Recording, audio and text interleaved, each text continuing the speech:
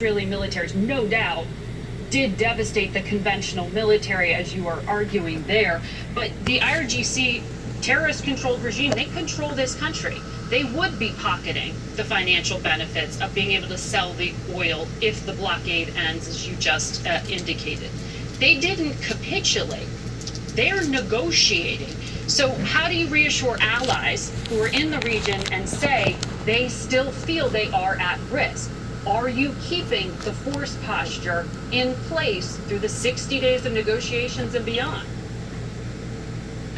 Oh, we'll make sure the military option is there. And that's the big difference between this and JCPOA and the way Obama did it. Obama, they begged Iran for a deal, and we bombed Iran and then put in a blockade and then ran ships through and then have restarted when necessary to ensure that they come to the table for a great deal. So our military posture will be whatever it needs to be to ensure they're compelled over this 60 days through the memorandum of understanding that they live up to what they said they would do. The document says Iran will never have a nuclear weapon, won't seek one, won't buy one, won't have one. JCPOA said that days, too. There'll be negotiations to make that final.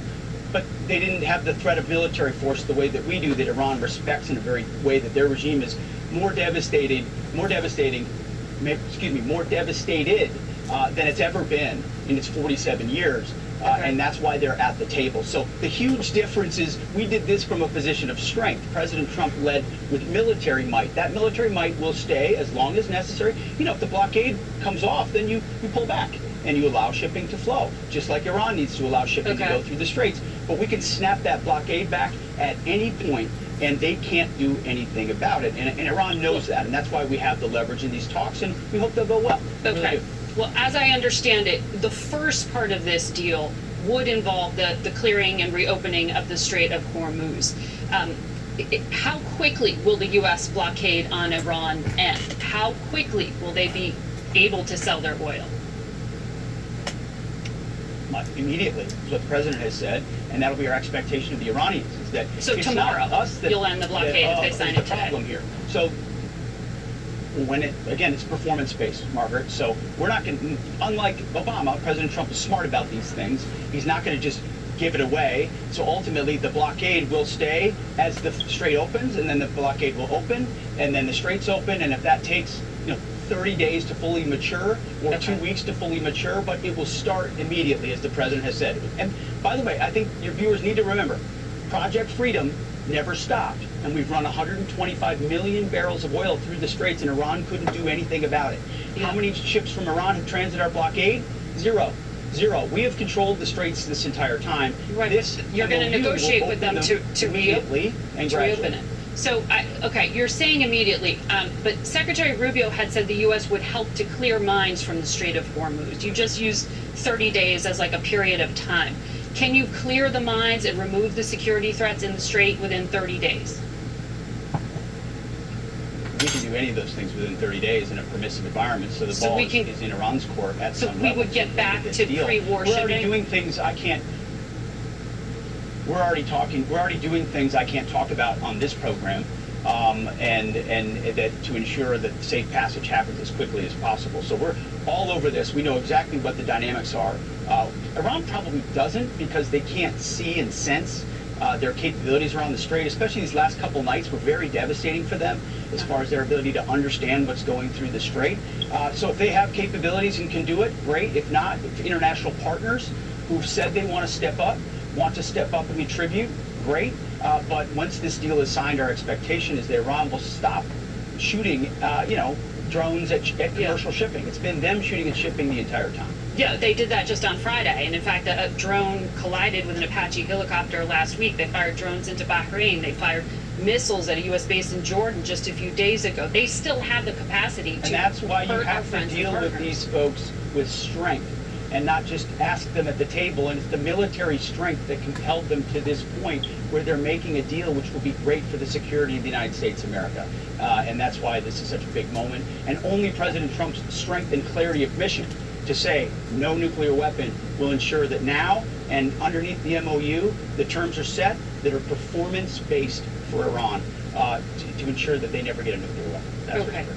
So once the 60 days of negotiations, and I know that could be extended, start, that's when the nuclear program gets dealt with. President Trump posted on social media Saturday that, quote, at the appropriate time, when all is calm, we will go in and get the nuclear dust. That's how he refers to the highly enriched uranium under the bombed sites. He said, we'll downblend and destroy it, whether in Iran or the U.S. Is the goal, is the plan to have the UN do all of that? I don't think the UN's been really effective in anything here. The weapons inspectors from the IAEA? As we need to. Ultimately, that could be part of it. The reality is President Trump has already set back Iran's nuclear program in devastating ways, from Midnight Hammer to this campaign, to ways that we know how far back we've set them. We're watching that material as we have this entire time. Yeah. And any arrangement, as I said from the outset of the program, will be performance and metrics based. You'll have inspections, you'll have oversight, whether they're U.S., whether they're international, but it'll be a throttle set by the United States through our negotiators with the military and strength as the guarantor of this. If Iran does not want to comply, then they can deal with the War Department again, which we'd rather not have to do, and President Trump would rather not have to do, but they know the type of devastating effects that have occurred on their military and on their air defenses and on their capabilities. They don't want that again. And so when we restruck twice, don't discount how important it was that we were willing to show we will restart this and we will set you back even further. And that was part of the reason why Iran came to the table, and we're going to finish this initial MOU to set the clock. So that's the umbrella here. Okay. We'll work with you to remove that material, or you'll downblend that material, but you're not going to have any of that material. And anything you do get will be based on oversight and performance. And Iran understands that, and that's why I think ultimately this is something that can and will succeed. Well, those are really important details that still have to be negotiated. When I understood what you just said there, you said the IAEA could be involved. We have reported here at CBS that American military planners had discussed contingencies with U.S. forces and the Department of Energy working together to secure their nuclear materials. Are you saying that at the negotiating table, the United States is going to say the U.S. military has to go in and clean up the nuclear dust? Well, I'm not going to say on a Sunday morning television program what we will or will not do in any context. We'll have all options on the table, and that's what we've said to President Trump and the American people and the world and the Iranians from the beginning. The entirety of the might of the U.S. War Department is prepared to ensure Iran never has a nuclear weapon. We can do it the Midnight Hammer way. We can do it the Epic Fury way if we need to. Ultimately, Iran will need to destroy it and remove it, downblend it, and we will be involved, whether physically or otherwise, to ensure that that happens. Could be the U.S. military. Could be another option. I think our negotiators, our world-class negotiators, are going to have a lot of options. The U.S. military is good at these types of things, so is the Energy Department, and so working with the Iranians to ensure it's destroyed and removed and their program is dismantled will be centered.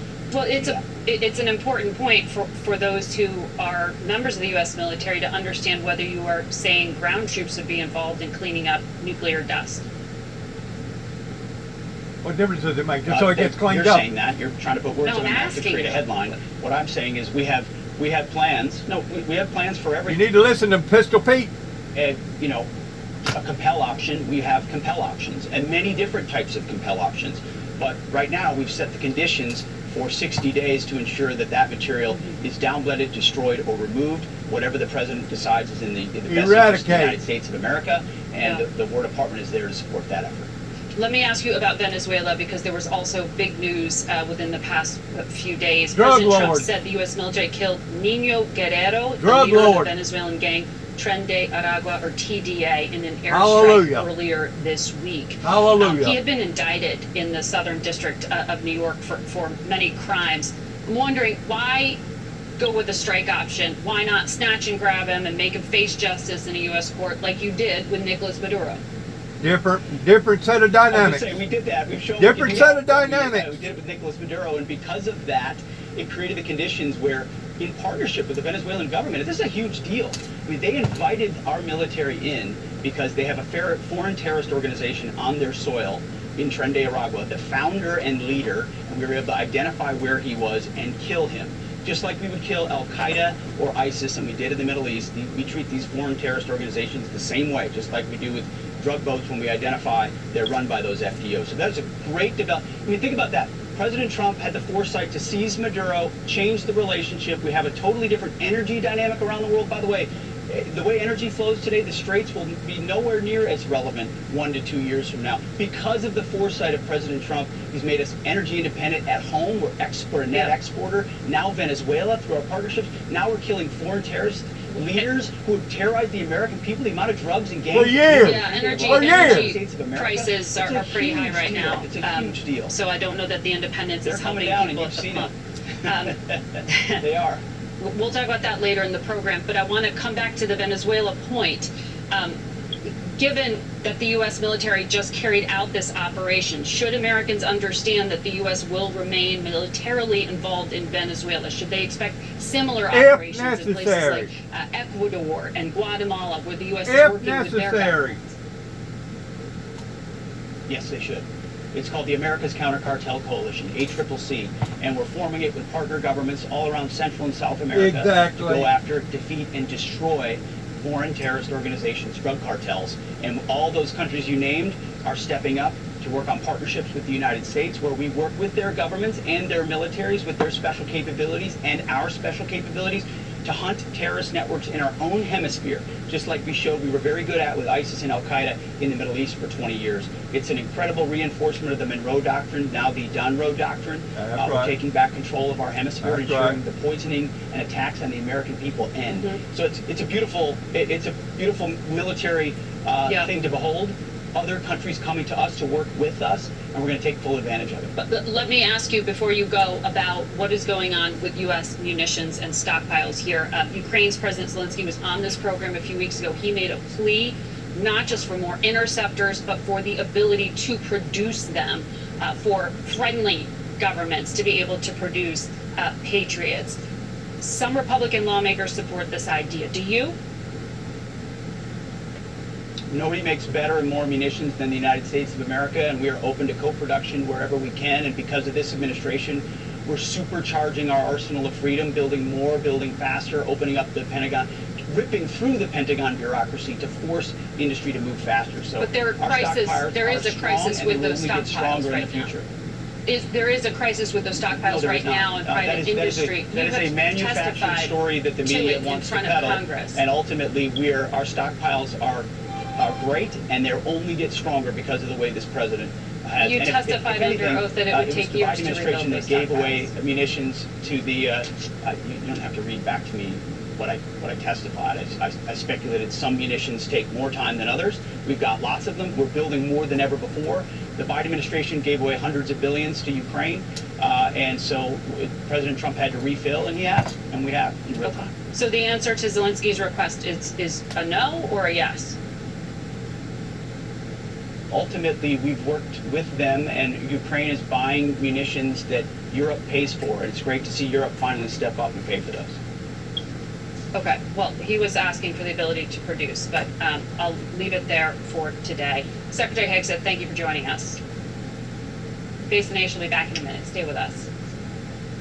Pistol Pete, something else now I'm going to tell you. Pistol Pete, he can get in there and roll with them. Bottom line is, but if you're trying to intercept something as tragic as what it would have been with Iran getting nuclear bombs, it's got to be done cautiously and precisely. And there's going to be different levels of different communications to make sure that it gets done effectively. Whenever they kicked all the inspectors out of Iran that was no longer allowed to watch their nuclear activity, that should and was a red flag in telling any atomic nuclear agency we're in trouble. And the attempts that Obama and I guess even Biden tried to head off was basically ineffective. That should have been a red flag go up for all the atomic nuclear agencies out there. Whenever our inspectors was kicked out of Iran. Period. Period. So whenever you're intercepting something like this, and that's exactly what you're trying to do, you're trying to stitch in time saves nine. There's going to be some headaches, there's going to be some hiccups, there's going to be some misfortunes. But ultimately, at the end of the day, hopefully, this administration that's in power right now, pretending to Donald J. Trump, will be able to successfully succeed in accomplishing its objectives. Now, does that mean that everything's going to be hunky-dory? Kind of doubt it. Because there's going to be more hiccups. There's going to be, I mean, you're dealing with some of the most radical, cruel individuals probably in the world. Probably in the whole world, other than maybe a few tribal groups over in Africa are pretty brutal too whenever it comes to cutting off heads and making people suffer. Don't think for a second that they're not, because they was the people that betrayed their own people by selling them over here to different parts of the world for slavery. But all in all, if we can accomplish what we're set out to accomplish, America, it will be not only the betterment for America, but it will be the betterment for the world. And I feel like it's probably the reason why Europe has finally decided to kick in and maybe do something. Here, as you heard from the Secretary, a lot of these very important details have to still be negotiated. What do you think, though, of the emerging ceasefire and agreement? Because you favored diplomacy. Listen, if the president can declare victory, so be it. But you heard Pete Hegseth's pitch. Let's look at the real facts. 107 days into Donald Trump's war of choice. Can anyone make the case that we or our allies are in a better spot than before this war? The regime's leadership is more radical than ever.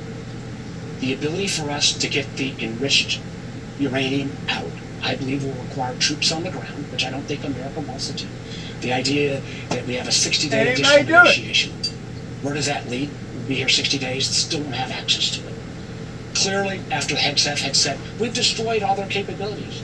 They still have plenty of missiles and thousands of drones. And the idea that the strait is suddenly going to be magically reopened, look at the gas prices. They went from $2.80 to $4.20. And I believe they'll go up more because the overall world reserves have all come down. How is that better for America or better for our allies? Well, there are a lot of details in here that, like I said, still have to be negotiated. And you got to look at the long-term program versus the short-term. Come on. Hugely controversial during the Obama administration. Do you think ultimately that whatever is hammered out by Steve Witkoff and Jared Kushner and J.D. Vance, the vice president, will come up for approval? Do you get any say? Well, first of all, the idea that these three gentlemen that have very little background in terms of negotiations or the technical nature of nuclear negotiations going against a hardened Iranian team that's been doing this for decades. I wish we had some of our experts at the table as well, but I'm not sure any of this will become before Congress. The experts in the past have failed. Wanted to start this war of choice. There was no imminent threat from Iran. Come to the Congress, come to the people and lay out the case. He has not, and we have not done the kind of oversight that is required. We are slowly moving along and getting additional Republicans to say stop on the War Powers Act, but Congress has failed miserably.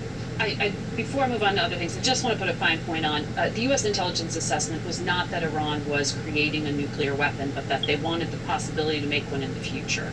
Given what they have, the nuclear dust, the dirty bomb in the desert scenario, does that still worry you? How concerned should Americans be? Yes, I'm still worried. And, for all his critique of JCPOA, we had international observers. We actually had an alliance there that included the Europeans, and Russia and China were all signatories. Now it is America going alone, going with Israel only, and that does not make us safer.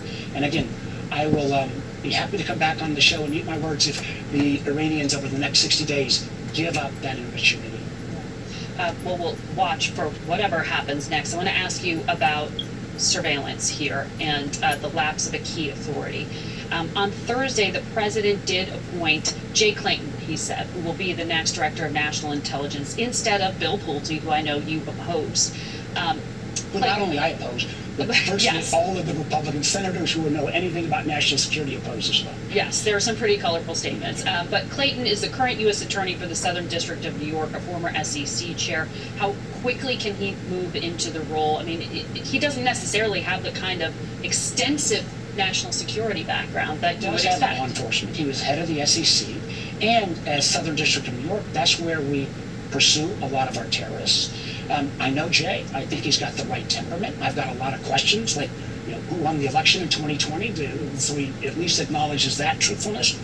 But remember, Margaret, this was totally caused by Donald Trump. Well, He could have nominated Jay Clayton a week ago, Yes. and we wouldn't have gone dark. this is an extraordinary series of events that we have to take more time to talk about on the other side of the break. Let me take it and we'll finish it. We'll be right back.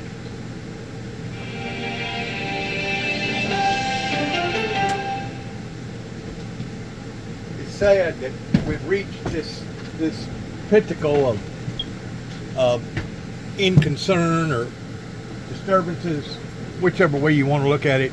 It's really sad that it's become so frustrating. Once again, whenever you're dealing with basically people over there that are suicidal, I'm gonna put them in that category, and not all of them is that way. Because if you've been bullied, put down, cut down, you have absolutely no rights. You're basically in a open prison, and that type of environment is something that most Americans probably can't even begin to imagine. And that just doesn't go on in Iran. It just doesn't go on over in the Middle East, but it goes on all over the world, including Africa. Probably most definitely Africa. But whenever you're dealing with this type of extreme, and once more, it falls back upon the feet, the fault falls upon the feet of the politicians that tried to handle all this stuff during the early 60s, throughout the 70s, through the Bush, through the Ford, the Nixon, and the Carter era, and even the Reagan era, that was not handled properly. In 1979, whenever all that crap developed pertaining to kidnapping and holding them hostages, that's whenever I believe we made some very, very crucial mistakes. Very crucial. And one of the main mistakes was giving them access to not only the oil wells over there, but giving them access toward being able to profit off of them. It was Donald Trump that finally moved into the situation with the Panama Canal, because up until then, we was having to pick and choose and be out more money in bringing our ships through the Panama Canal, even though it was us that built the Panama Canal. The Americans had sacrificed so dearly to build the Panama Canal, and then it basically the biscuit almost got pulled completely out of our mouths. These decision makers that's doing this, especially on a foreign soil, have really made big boo-boos that the American people are sick and tired of seeing us fill the bill in paying for other people's mistakes. We're sick and tired of it. Nation, we return to our conversation now with Senator Mark Warner. Before the break, Senator, we were talking about the next director of national intelligence. The hearing for Jay Clayton is next week, this Wednesday, right? How quickly can he get confirmed, and what does that do in terms of blocking Bill Pulte from ever taking the job? Well, I've got questions for Jay, like, want to make sure that he's going to maintain the integrity of our elections, not try to pull the things that Ms. Gabbard did, where she was interfering in domestic election activities with the seizure of the ballots in Fulton County. My hope is if we can get unanimous consent, we can even get him confirmed this week. I would hope that the president would then say to Tulsi Gabbard, who was going to stay till the end of the month, stay at least until Clayton is confirmed, or allow the number 2 to stay. That's a shocking statement from you because you are a huge critic So I of am a Tulsi huge Gabbard. critic. I am a huge critic. How much damage could Bill Pulte actually do in a matter of days? Well, my fear is not so much the damage he could do on Section 702, which has a full audit trail. If he misuses that, we'll figure it out. With having him exposed, where he doesn't even have a security clearance, to all our nation's classified programs, out of ignorance, he might give away information. I've had heads of our intelligence communities say to us they're terrified of showing him information. I've had foreign governments express huge concern. The one thing we know about Bill Pulte is he will do whatever Donald Trump says. He was able to weaponize private mortgage insurance information. Giving him the keys to the 18 intelligence agencies would be a disaster and a national security threat.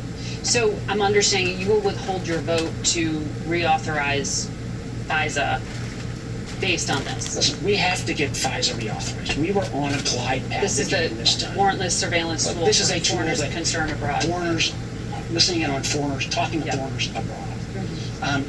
None of this needed to happen if Donald Trump he didn't even come out in support of this tool until about 6 weeks ago. Yeah. If he put forward Clayton or somebody else 6 weeks ago. If he would have done even How come people like this can't see the trees for the forest? How come people like this can't go back to the core of origin where the mistakes was originally made? Because they're blind. They're blind in one eye and can't see out of the other. and it's Democrats versus Republicans. Yeah. This one is not. My Republican colleagues have worked hand in glove. If there is something that happens, God forbid, the responsibility lies with one man, Donald Trump.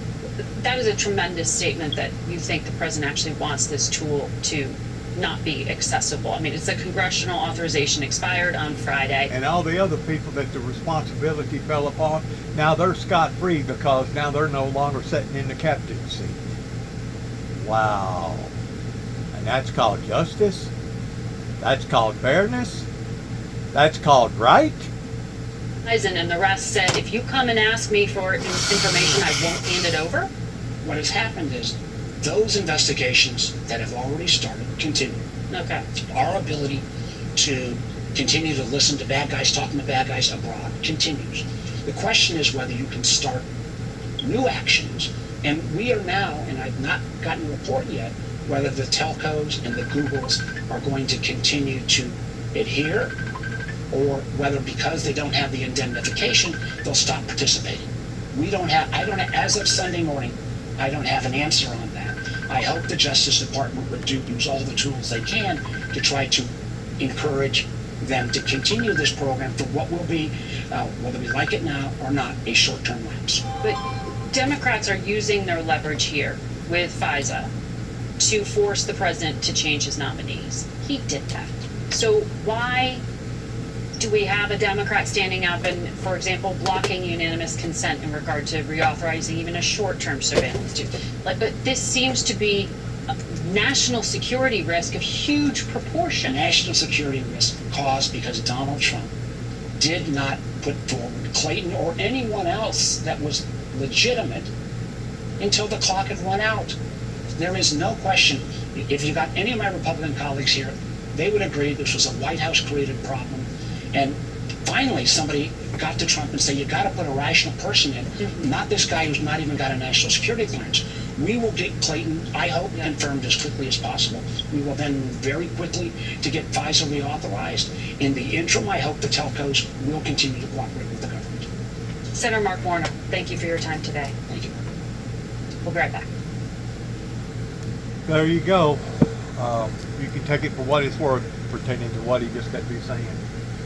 I personally think it's like a malarkey due to the fact that you got people that can't see the trees for the forest, that only are narrow-minded can't see but this one side, and they're all looking for an scapegoat in case something was to radically go haywire.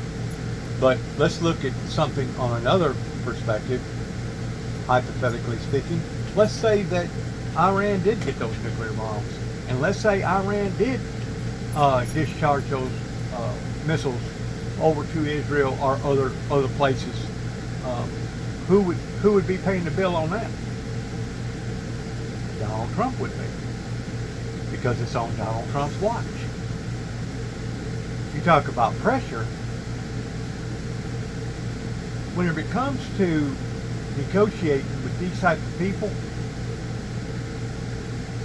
I don't think there's a chart that registers accurately of how much pressure can be on an individual, just such as myself. Looking at it from a spiritual standpoint, pertaining to what I've been preaching and teaching now for over 30 plus years, I don't think there is no human being on earth that can identify the pressures, the anxiety, the nervous conditions, the boiling points, the crisscrossing of what is considered normal and abnormal versus what a human being can withstand and take versus what he can't take, and me still be within my right mind and still be able to walk, talk, and have a conversation with people, being able to see, hear, and be halfway a normal human being. I don't think there's a psychiatrist in the world that can identify with the pressures that goes on with people that has been given this type of responsibility. I really don't. Because first of all, you got to believe the things that I've been telling people about for the past 30 plus years is in fact accurate, is in fact true. Number one. Number two, you got to realize that responsibility did fall upon my shoulders, and if it wasn't for the authenticity of me being true in Christ, towards me laying my head down at night and being able to halfway get a decent night's sleep, rather than me sit and worry and be tormented day and night about all this stuff, I would have done already lost it. I would have done already checked out in some form or fashion. I wouldn't be sitting here making this video right now, I'll put it that way, if it wasn't for the mercy and the hand of the Almighty. Because what I've been through goes beyond the normalcy of the human withstandment. I just want to read something that the president posted on his social media account moments ago. Human ability. The events today in Beirut. He said the Israeli attack on Beirut should not have happened, particularly on a special day when we are so close to a peace deal with Iran. Israel's right to defend itself, but the attack it was responding to was very small and meaningless, and all sides should stand down. That's a different response than what the Secretary of Defense shared with us. It seems like the president is worried this could disrupt the negotiation and the possibility of a deal being signed. Do you support the memorandum of understanding? Well, I haven't seen the details yet, Margaret, and I don't know if this is a special day and if we're very close to a deal. I do agree with what the president said about standing down. It's obvious that we're negotiating with the Iranians at this point. I think it's always important for folks to remember how did we get here. We're here because in 2018, Donald Trump tore up the JCPOA and got us into an unauthorized war with the Iranians. And all this has done for the American people is driven up costs, the cost of energy, so specifically gasoline, the cost of food. And this is at a time when the American people are having a historic time just affording their lives. Well, you questioned Secretary Higson last month about what this war did to American military preparedness, specifically restocking munitions that are depleted by the Iran war. As I questioned him about that, he said it was a media narrative. that I was making it up, but also said his testimony before your committee was speculation. What's the reality check there? Do we have a munitions problem? Well, as Secretary Hegseth said in front of the Armed Services Committee, of which I'm a member, this will take years to rebuild these stockpiles of munitions. So of course we have munitions issue. I mean, it just came from him, and I think it's widely understood that when you attack over 10,000 targets from the air with cruise missiles and ballistic missiles and bombs from airplanes, you are using a lot of munitions, and we do not have an endless supply of these things. So now we're in a posture where we've got to be incredibly careful, and this is also at a time when Ukraine continues to need some help. The president now sells munitions to the Europeans because I think, as everybody understands, this is always about the bottom line for him. But Ukraine is an ally. They've been illegally attacked by the Russians, and they still need our assistance. Well, President Zelensky was on this program and told us he's waiting on President Trump to say yes to a U.S.-Ukraine drone deal. Do you know what the holdup is? I do not at this point, and I don't think there should be a holdup. I also agree that we should consider some co-manufacturing. The Secretary of Defense, Pete Hegseth, clearly indicated that he didn't seem very interested in this. But if Ukraine is going to win, and I got to say right now it seems like the momentum is on their side, they need additional help from us. So co-production of some interceptors could be a possibility, but also help with their drone manufacturing.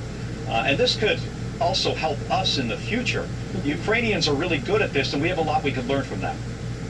I want to come back to something we were discussing with Senator Warner, and that is the security risk that is resulting from having this warrantless surveillance program, Section 702, suspended right now. You, earlier this month, voted against a bipartisan bill extending surveillance authority. You said any short or long-term extension you would not be in favor of until you solve the Bill Pulte problem. Hasn't that problem been solved now that Jay Clayton is the nominee? Not completely, because when Tulsi Gabbard leaves, we're not so sure if the president is going to put Bill Pulte in as the acting DNI. But this is very easy to solve. The president could today make it very clear to the American people that Bill Pulte is going to have no role in the office of the Director of National Intelligence. When I hear that, then we have a very straightforward path to getting FISA renewed. That's the price of your vote, is that statement from the president himself? Well, I mean, I'm constantly reevaluating the situation. I value FISA, especially 702B, that allows surveillance of foreign nationals in other countries. Yes. It is incredibly important to our national security. And when it lapses, there is some risk.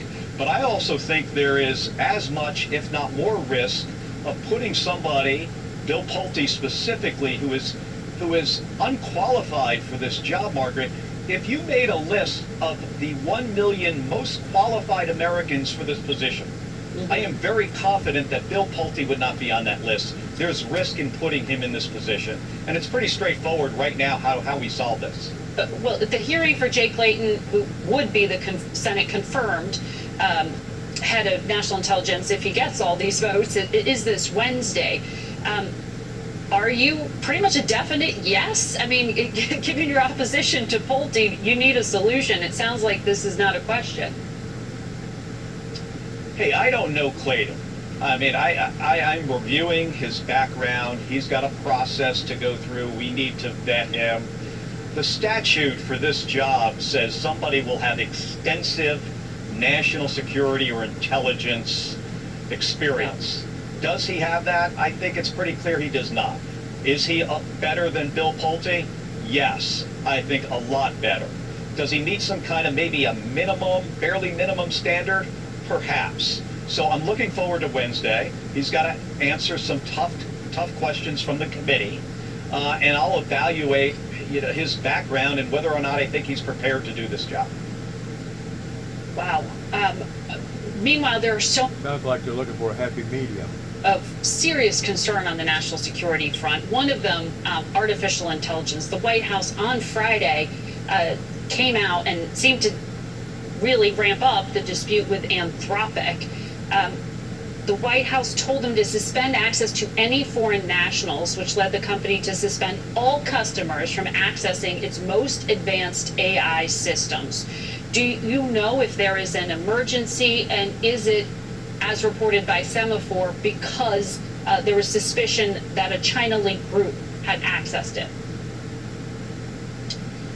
Well, I haven't officially heard that, but Mythos and some of their other models from AI companies are incredibly capable.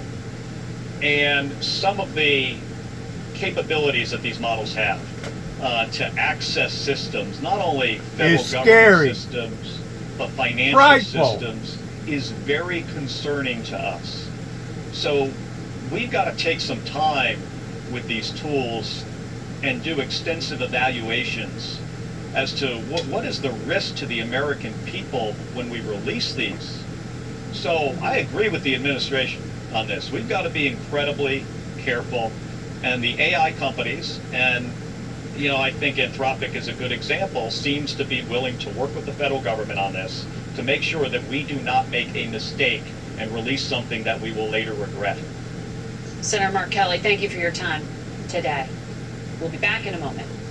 I tend to wonder if we hadn't already done that, pertaining to broadening this out to the public with all these advanced smartphone, telephone technological advances, to the degree that now everybody and their brother's got a camera on their phone, that anybody and their brother can basically record anything and anybody at any given time. Talk about security breaches, talk about privacy breaches, talk about every other kind of breach. I mean, you're wanting to throw everything out in front of the table to where everybody can see it, but at the same time, there's a whole lot of hidden mysteries, there's a whole lot of secrets, there's a whole lot of everything out there that can get a whole lot of people in a whole lot of trouble. And that's the part that I don't think the United States smart heads thought about before they ever released this out into society. In addition to how much confusion it has caused, because you got now so many different layers of so many different people that's giving out so many different signals that it's making it so complex and confusing that it's actually driving some people off the deep end. It's actually driving some people off in the state of suicide, or some people off into the state of doing whatever, or look how they're utilizing with the teenagers, towards 15 to 20 of them, or maybe 100 of them, hitting a store all of a sudden and swamping it out. I mean, was all that stuff thought about before they released this out into the general public? That goes back to Elon Musk. They claim that he's the first trillionaire of the world based around these new inventions. But at the same time, we're still rewarding somebody that really and truly, I tend to wonder if should be rewarded or should be put in jail because of doing this to us. I mean, I'm very concerned about this stuff. A lot of clarity on the exact time. He said both the Strait of Hormuz would be immediately open, but And it's not so much what he done, but how he done it. It should have been analyzed. It should have been dialogued. It should have been looked at.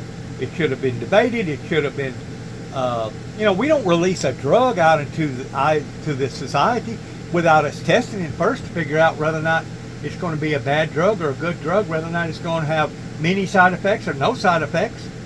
So why would we want to release smartphone technology out into the world and we never have really studied it? Are we the guinea pigs?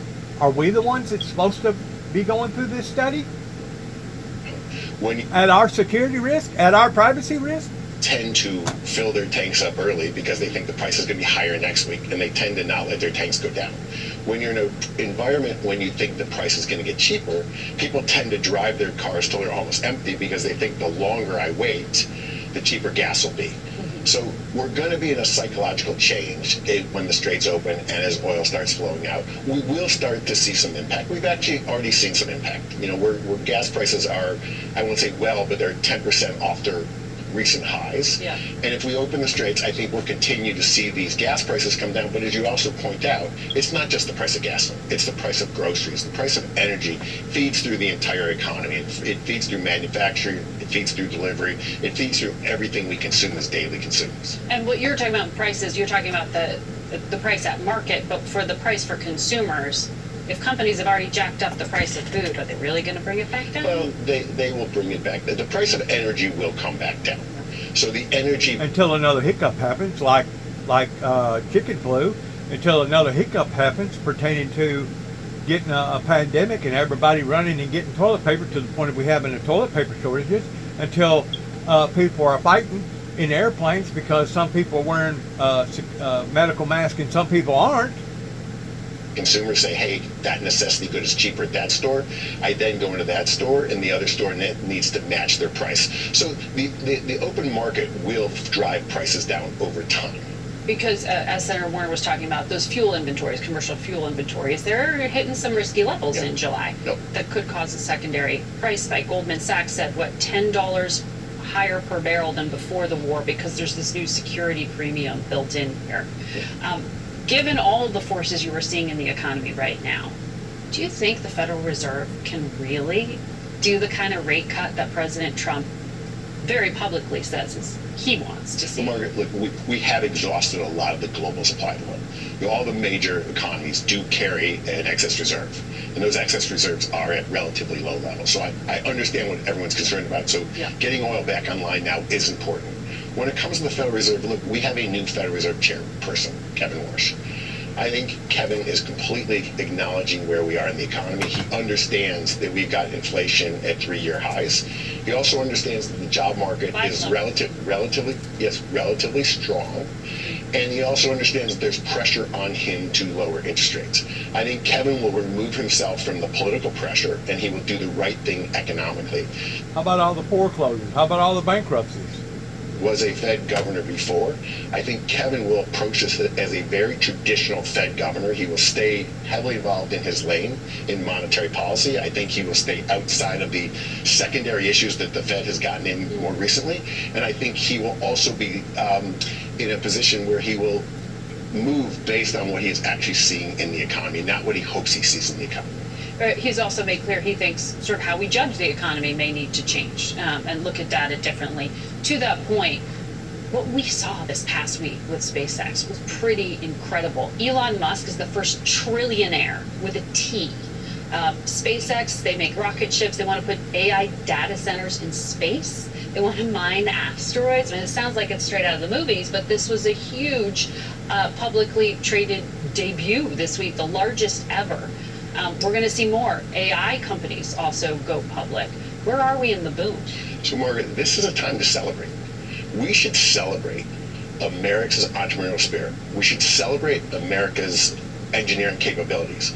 We should celebrate the fact that we are solving some of the biggest problems in the world. And if we in America were not solving these problems, and the Chinese were, we would A, be way behind them, or B, paying them to solve our problems if they were willing to sell us a solution. So I look at this as a massive celebration in American entrepreneurial spirit.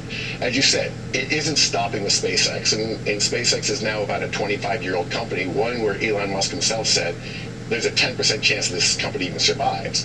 We now have a handful of companies almost of that size that are changing the way you and I live our lives and how we're going to change our lives going forward. And these are American-based companies, American entrepreneurs, American technology, and American engineers. We should be lucky that we have these companies here domestically, and we're not having to entice them into the United States. What they're facilitating with this transformation, there's this whole debate about whether it's good or bad for American workers. The Wall Street Journal editorial board conservative leaning, as you know, was extolling the benefit of SpaceX creating jobs for working class communities, and said they gave stock options to their workers, so they made blue collar workers arguably millionaires, right, by doing something like that. Is that, I mean, this is a special case, clearly, but what is the impact on blue collar workers? So you're talking about AI? AI generally. So look, there's a large debate going on in the economy today, in business today. And the debate is this time different or is this time the same? I'm in the camp that this time is the same. What I mean by that is if you look back at all of the major technological advancements that we have lived through, and before we were alive, we read stories about how this was the end of employment. If you go back to the cotton gin or the internal combustion engine or the telephone or the cell phone or the internet, all of these technological inventions were supposed to be the demise of human capital. I think what we have found in the history is they're not the demise of human capital. What happens is the gross domestic product, the GDP of the country grows. As it grows, we create more and more jobs. And I think that's what's going on here. There's another phenomenon that's equally as important here. The largest companies in America historically have been asset-light companies, and they've been intellectual property heavy. The largest companies in America today are becoming a combination of asset-based companies and intellectual companies. The assets need to be built by people. Gary Cohn, good to have your insights, as always. We'll be right back. I understand what he's saying pertaining to shock and pertaining to change. You know, if you get to looking whenever they created the trains, look at the C&O Canal. It actually created wars because so many people thought that because the train was coming in to the picture, that it was basically going to be the end to their occupations that worked on the C&O Canal. Change does create instability until after it's been modified. The same way before the Wright brothers. The same way before Ford created the automobile. There's, I guess it would be called certain risks involved in bringing something on board, in introducing it basically to the world. But there's no doubt that the internet, smartphone technology pertaining to AI can be used as a weapon, while at the same time can be used as transportation for the good. Which outweighs the other right now is that crossroads. It's debatable in rather not this the betterment outweighs, the betterment of the good outweighs the worser of this invention. I don't know enough about it to be able to sink into the fundamental problems or the advantages that AI has, but I do know this: we would not be able to stay in control of so many different things at so much length of time if it wasn't for AI. But at the same time, I can also see where it could open up a problem if AI become so smart that it started making policies and demanding for programs to be changed to the degree that it looked at a great deal of humans in them being obsolete and basically kicked them out to the curb to the point that they either starved to death or actually went to killing people. And don't say that that's not a possibility, because the Bible has already predicted that those things would in fact occur. And I have thought about AI on this level, where the theory come into play here in Northwest Tennessee, especially in the Bible Belt area, that this false prophet was going to come onto the scene as in being one of the greatest inventions since the invention of toilet paper, basically, and then about halfway into its existence is whenever it's going to reveal its true identity, and that's whenever it's going to lower the boom on society in making them take the mark of the beast pertaining to 666. They was projecting all this to be basically coming from a human being, but instead of it coming from a human being, maybe it's actually coming from a invention from the human being pertaining to the computer. Think about that. Hear from two key Democrats on committees with oversight on national security, Senators Mark Warner and Mark Kelly. Despite a sharp jump in the inflation rate, now at its highest level in 3 years, President Trump is optimistic an end to fighting will stop the surge in energy prices. No, I love it. The numbers was right. You know what I really love? I love the inflation. We'll get a reality check from one of President Trump's top economic advisors from his first term, Gary Cohn. It's all just ahead on Face the Nation. And I'd like to say happy birthday to our Chief and Commander. I'd like to say happy birthday to the United States Army. That's now been in play now for 251 years. And on this glorious Flag Day, happy Flag Day. That has implications. This is the first part of the program that I missed. For the next 10 minutes, I'm going to watch just a little bit of this before it starts repeating itself, because that's basically what it's going to do here. Between Washington and Tehran has yet to be signed. But if and when the agreement takes effect, it would extend the ceasefire, reopen the Strait of Hormuz, and kick off 60 days of negotiations to resolve the other big issues. Yet, even as both sides signal a deal is within reach, hostilities in the region continue. This morning, the Israeli Defense Force conducted strikes in Lebanon on Beirut's southern suburbs to target the Iranian-backed Hezbollah leadership. The IDF called it retaliation for strikes on Israel. CBS has learned the potential U.S.-Iran truce includes a vague reference to ending the fighting in Lebanon, which may not be enough for Iran's leaders. And Iran's failure to cut off support for its proxy force Hezbollah may not be enough for America's partner, Israel. For the latest, we begin this morning with Secretary of Defense Pete Hegseth, who joins us from Tennessee. Mr. Secretary, welcome to Face the Nation. Good morning, Margaret. Thank you. So did the Hezbollah-Israel strikes disrupt any of the plans to have this memorandum signed today? Are we on track for a Sunday signing? From all I know, we are on track. It's not a matter of if, it's a matter of when. There's logistics involved into how these things happen. Ultimately, obviously, we're attuned to what's happening with Hezbollah firing rockets into northern Israel, which they need to stop doing, and Iran needs to encourage them to stop doing that in very adamant ways. And Israel was very measured in its response, understanding that a deal we're on the verge of a deal. So I don't expect that to disrupt. I also expect more robust talks there. The negotiations business is not really mine, but I think those talks will continue. And if Iran wants this to hold, they need to pull back Hezbollah, no doubt. So this memorandum would be an extension of the ceasefire, as you said, with a promise to keep talking. Given how clear President Trump has been that he wants to end combat, will the U.S. troops come back home? Will those 2 aircraft carriers be pulled back? Well, Margaret, what I would say the president's been most clear about is that Iran will never have a nuclear weapon.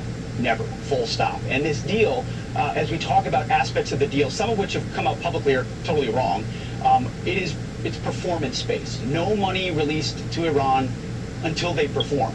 There's no trust and verify. There's no trust here, and we're going to verify everything. Nuclear material will be destroyed and removed. The nuclear program will be dismantled. The straits will be open. No tolling. This is not the JCPOA was a path to a bomb. What this deal will be a wall to a bomb. And that was the objective from the beginning, very clear from the beginning. So as far as our military posture, we'll maintain what we need to. The blockade has been a devastating success for us and impact on the Iranians. So think of this chain of events militarily, just for a second. You had 45 days of overwhelming combat, which Iran could not manage, and their Navy's gone, Air Force gone, air defenses. Then it led to a blockade, which was impenetrable now for a couple of months. And then you had the underground Project Freedom, which allowed now 125 million barrels of oil to transit the straits, showing that we control the straits. And then we did 2 more days of bombing because they weren't really coming to the table. So it's been military pressure and strength from President Trump that's compelled Iran to this deal, which will be performance-based when it's signed shortly. Right, but we're not at that deal yet. We're not even at the memorandum. That's what we're waiting on being signed today. The U.S. and Israeli militaries, no doubt, did devastate the conventional military, as you are arguing there. But the IRGC terrorist-controlled regime, they control this country. They would be pocketing the financial benefits of being able to sell the oil if the blockade ends, as you just indicated. They didn't capitulate. They're negotiating. So how do you reassure allies who are in the region and say they still feel they are at risk? Are you keeping the force posture in place through the 60 days of negotiations and beyond? Oh, we'll make sure the military option is there. And that's the big difference between this and JCPOA and the way Obama did it. Obama, they begged Iran for a deal, and we bombed Iran and then put in a blockade and then ran ships through and then have restarted when necessary to ensure that they come to the table for a great deal. So our military posture will be whatever it needs to be to ensure they're compelled over this 60 days through the memorandum of understanding that they live up to what they said they would do. The document says Iran will never have a nuclear weapon, won't seek one, won't buy one, won't have one. JCPOA said that too. There'll be negotiations to make that final. But they didn't have the threat of military force the way that we do, that Iran respects in a very way that their regime is more devastated than it's ever been in its 47 years. And that's why they're at the table. So the huge difference is we did this from a position of strength. President Trump led with military might. That military might will stay as long as necessary. You know, if the blockade comes off, then you pull back and you allow shipping to flow, just like Iran needs to allow shipping to go through the straits. But we can snap that blockade back at any point, and they can't do anything about it. And Iran knows that, and that's why we have the leverage in these talks, and we hope they'll go well. Okay. Well, basically a case-by-case scenario, day-by-day scenario, hour-by-hour scenario, depending upon which way they move, we'll strategize which way that we move. It's very common sense approach. But once more, for the past 2 administrations, Obama and Biden, they have failed in their attempts to be able to stop the risk of exchange in them doing this. I wish them all the success in the world. Good luck to us. Good luck to the world in general. Hopefully this will end in a diplomatic type solution way. God bless America. On Flag Day, God bless our troops, especially the Army on their birthday here on Flag Day, and happy birthday, Mr. Donald J. Trump, and God bless America. Shalom, and good luck to all of us.